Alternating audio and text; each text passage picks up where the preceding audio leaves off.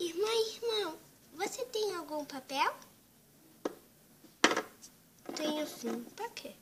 Pra escrever uma carta pro Papai Noel. Ah, tá. Vou te contar uma história rapidinho.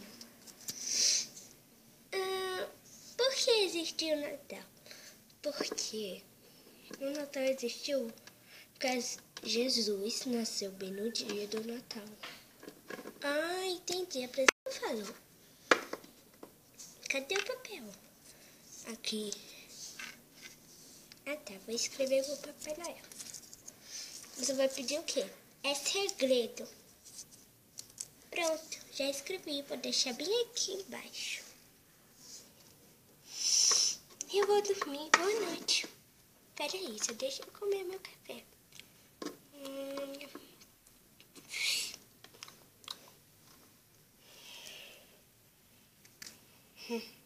Eu não peguei.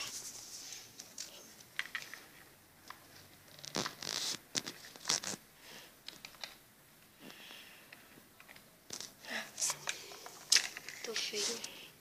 Vou dormir.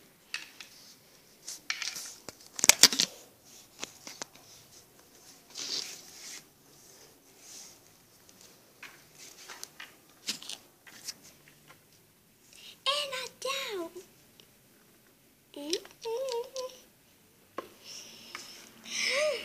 Meu presente.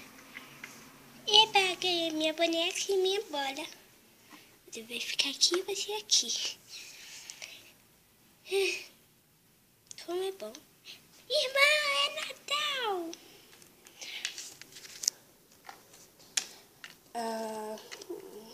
Feliz Natal. Feliz Natal. E Feliz Natal para vocês também. Um beijacas.